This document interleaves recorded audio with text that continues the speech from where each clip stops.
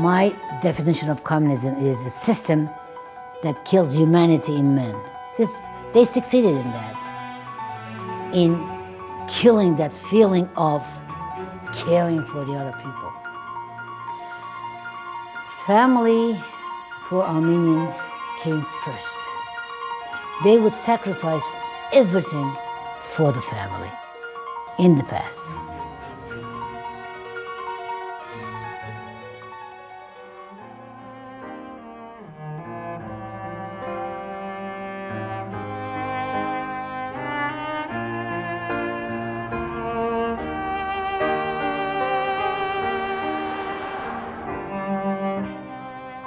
Armenia is an extraordinary Transcaucasian country lying just south of the great mountain range of the Caucasus and fronting the northwestern extremity of Asia, a land marked by evidence of human habitation going back many thousands of years. It is here that, according to legend, Noah's Ark came to rest on the peak of holy Mount Ararat.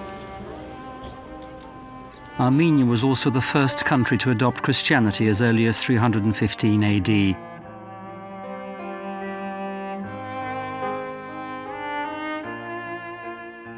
But it is also a country of great suffering, crushed and defeated over the centuries by powerful neighbours, Persia, the Roman and Ottoman Empires, and finally the Soviet regime. A victim of genocide when Turks murdered around 1.5 million Armenians in 1915 to 1923, today a clear majority live beyond Armenia's borders.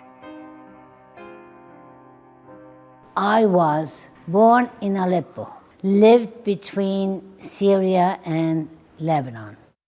And since these two countries were French mandate, so in the schools, it was the French program that we followed. I spoke Armenian in the family, and I spoke also Turkish in the family, because both my parents came from a city in Turkey, Marash. So it was Turkish at home, Armenian in the school, and with the French program. When young Arousiag attended school, Armenia was ruled by an oppressive communist regime. After the First World War, Armenia declared independence, but enjoyed it for a mere 2 years. As early as 1920, part of Armenia was taken over by the Turks, whilst the rest was incorporated into the Union of Soviet Socialist Republics. Armenia's Apostolic Church was first persecuted and then closely supervised, whilst the Catholic Church was liquidated and all its priests either deported to Siberia or murdered. My vocation, I would say, began at age 12. Then later on, at age 16, 17, it started to kind of stumble, you would say, because I fell in love with a boy, and it was a very, very difficult decision at the time to make. All the neighbors would say we were 4 girls in the family. The other 3 will become religious, but not this one. So it so happened that I was the naughty one. I could never silence the voice that was in me, calling me to religious life.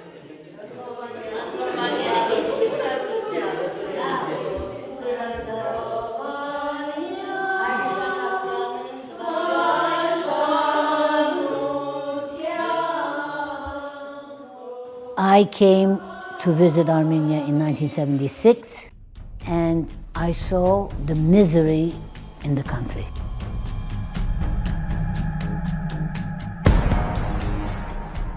Countries incorporated into the USSR suffered a far harsher regime than countries allowed even a modicum of independence. Nobody could stand up for countries such as Armenia. To survive, people had to think and behave as the authorities dictated. People became objects whose sole aim in life was production. The whole economy was geared not to meeting the needs of its citizens, but rather to building a military power. Even food wasn't freely available to buy, but had to be fought for. In front of the hotel window, there was a grocery place where they were selling tomato, cucumbers. And from 4 a.m., there used to be a line, like maybe half a kilometer long line, people who wanted to buy something. I got in line at 5:30 a.m. I said, I like to see what it is to get in this line. And we approached. There were 7 people left before me. Suddenly, the window closed, and he said, for today, no more. You have to come back tomorrow.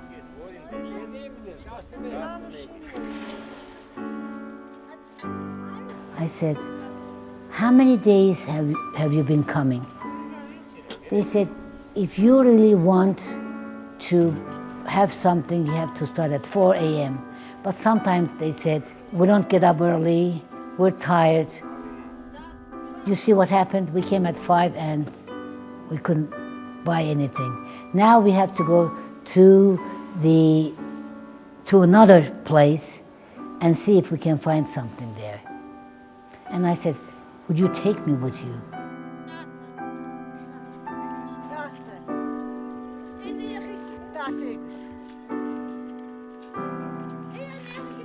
I used to say, well, I am born an Armenian. Then I said, my ideal is Christ. The way he has been so close to his people, then I have to be very close to my people.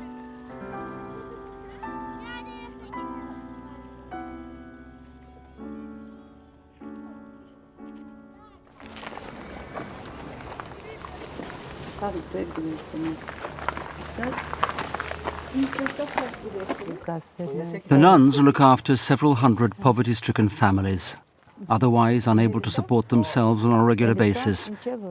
Sometimes it's only about providing for their survival.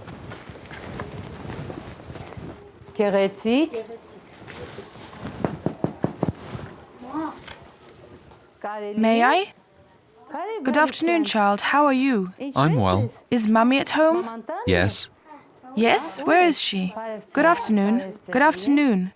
Yes, please take a seat over here. Hey, you. Come. How are you? Well?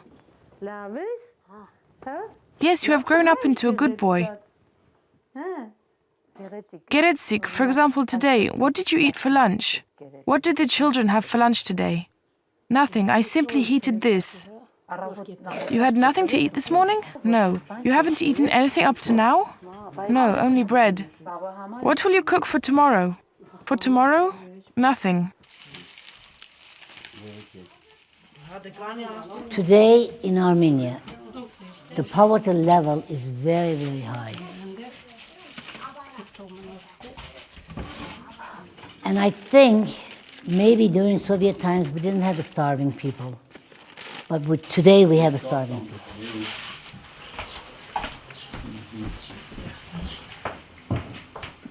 During Soviet times, their salaries were very low, but people could survive. Armenia regained its independence following the collapse of the USSR in 1991. Nonetheless, the poverty inherited from communist times intensified. Unemployment grew and today stands at nearly 90%. There are precious few signs of any improvement anytime soon, whilst in the meantime, empty factories decay and fall into ruin.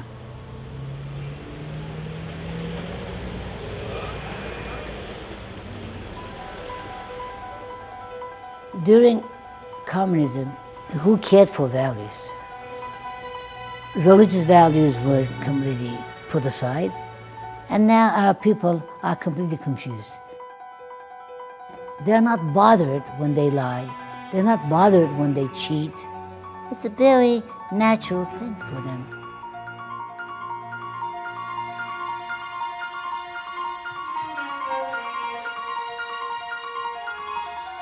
In 1994, we started our camp program That was the result of many students that we would meet every day in our classrooms who would come to school without breakfast.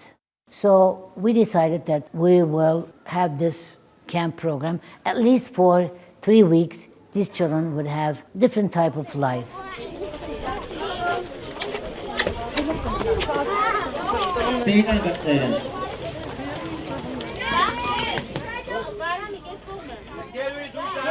Behave yourselves. Sit down and be good.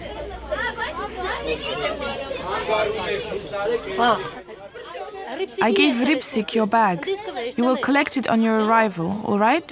Sit quietly.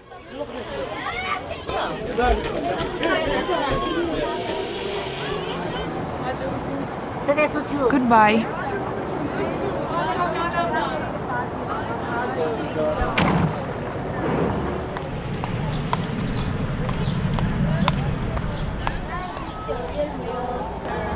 И тогда наверняка вдруг запляшут облака, и кузнечик запиликает на скрипке.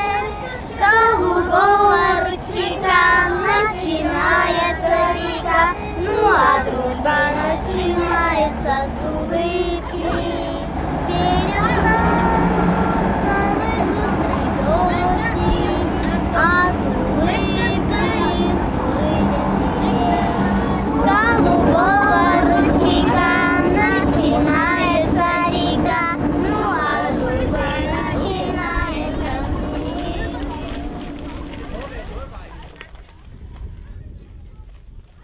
It is a long way. It's a very long way. We constantly talk about discipline. You cannot do at all times what you want to do. In life, we have to give up things.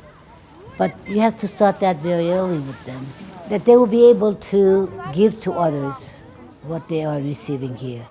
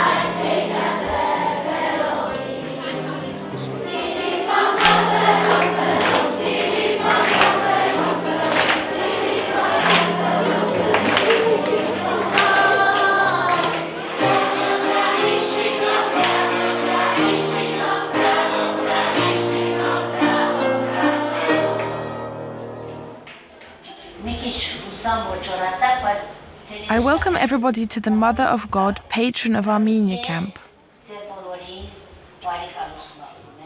I know that the majority of you have neither father nor mother, though I also know that you have guardians where you come from.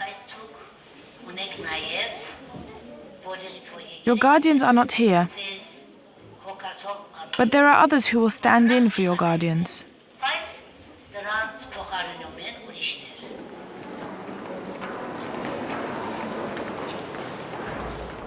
We want them to eat to their full, because many of them don't eat to their full at home.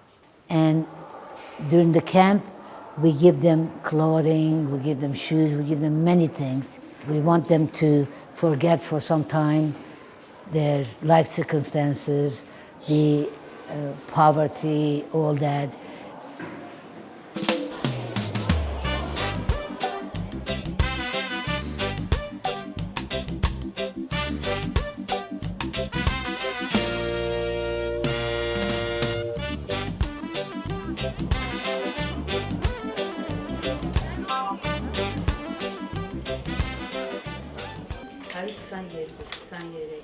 Children come to the camps from all over Armenia. Thousands apply every year, leaving the sisters to choose those most in need. There are places at every camp reserved for handicapped children. Mother Teresa's sisters bring them to the camps. They can stay in this complex. What will we do now? Now we have to clear up everything, arrange the clothes. Later, We will go to eat. we will go to eat and we will play afterwards. How will we play? Singing, dancing. Singing? Dancing? I don't know any poems. You will learn. I know a poem about a bird.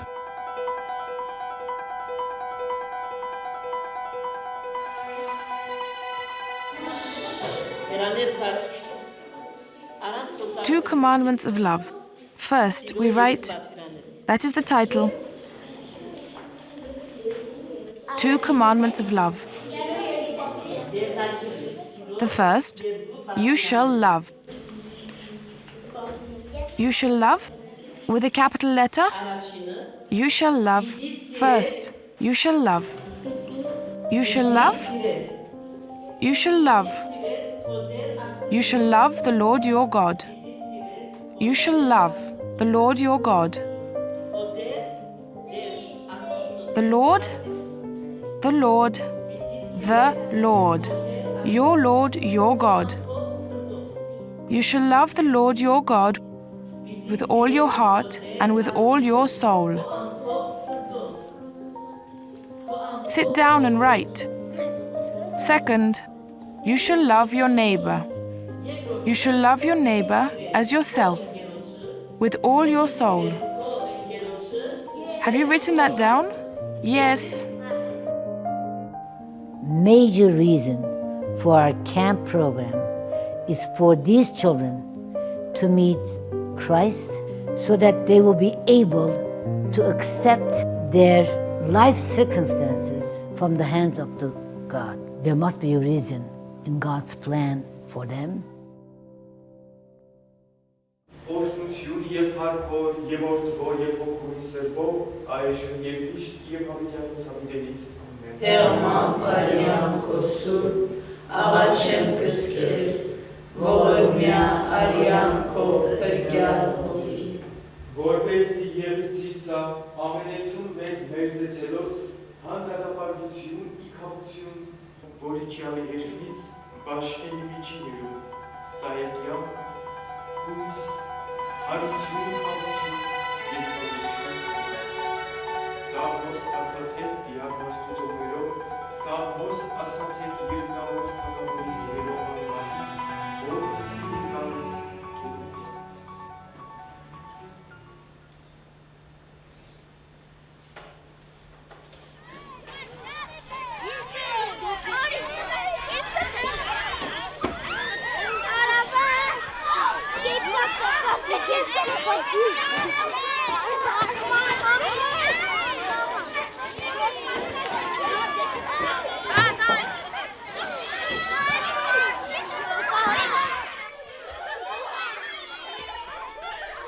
The first year we only had 150 children.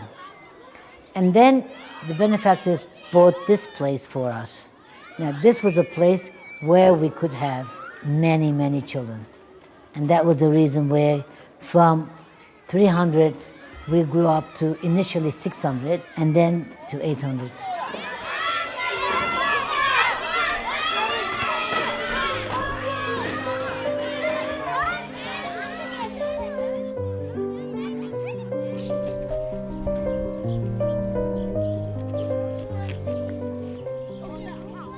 Very many children suffer in Armenia because of broken families. A strong patriarchal family model, with the father as provider and responsible head of the family, survived in Armenia for centuries. Today, after 70 years of communism, a substantial number of husbands and fathers destroy their families as unemployed alcoholics.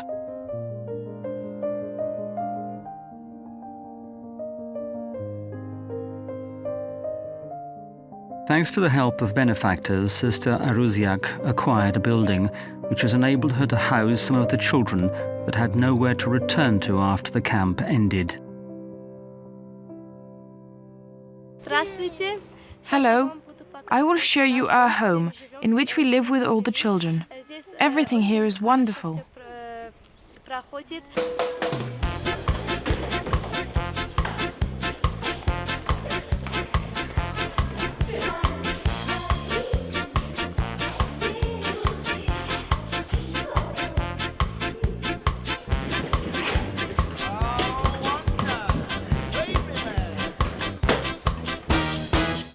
This is our kitchen, in which our favorite cooks, Mrs. Siryan, Mrs. Lena, and Mrs. Sveta prepare lunch.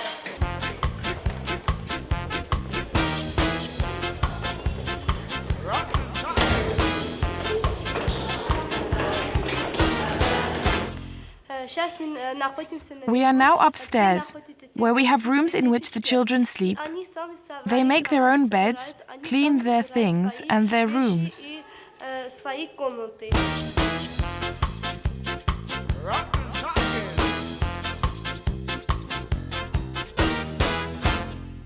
This is the hall in which the children play.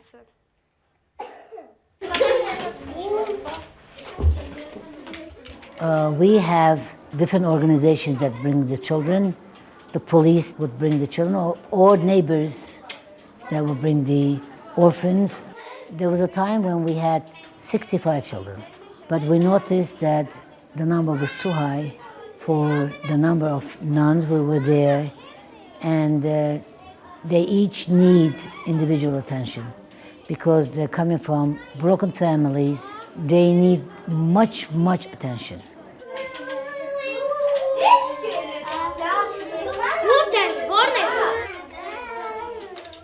We have some children that the mothers would like to keep them, but the police has brought them to us because their mother is on the streets all day long.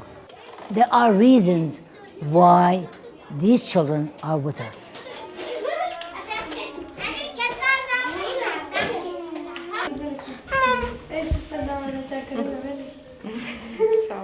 I would so very much like to take your sadness upon myself. Don't cry. Why do you cry? I am here after all. I would so much like to take your sadness away. How are you? What are you doing? Nothing. These are trousers. My sister was ironing my clothes. Tell us something about Mother. She is presently working at Goscom in the city administration. I'll tell you, it's no disgrace to be sure. I'll tell you that I sweep the streets. What am I to do? There is no other work here in the country or in our village. I was married and then I divorced. He is an ill man. And I will also tell you that I have 4 children. 3 are here in this home. One of my daughters is mentally ill. One could say that she is highly strung. She presently lives with me. I also came here with my brother and sister, who could not have come without me. And so they came with me so that we could be together. The flat is badly equipped. There is only 1 bed, 1 mattress. We don't even have a blanket. We covered ourselves with 1 coat throughout the winter, with children's clothes under our head.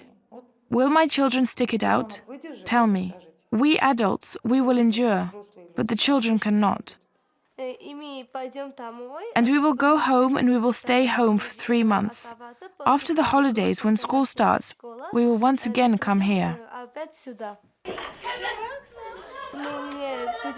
I will be sad without our children, with whom I am presently growing up.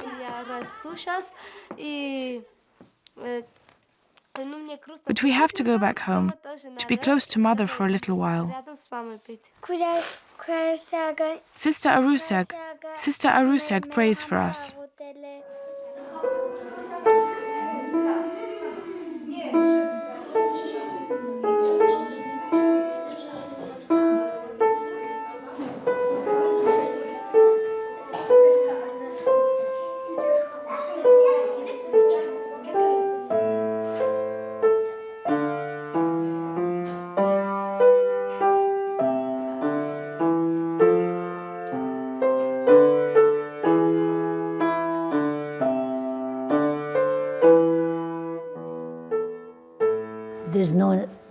stop with our needs. But of course, the greatest need is for me to be able to pay for all the expenses of this camp season. I don't have all the money for this camp season, but I planned to have all 4 groups, leaving the problem to the Lord. He has to do something. I don't know what he's going to do, but he has to do something.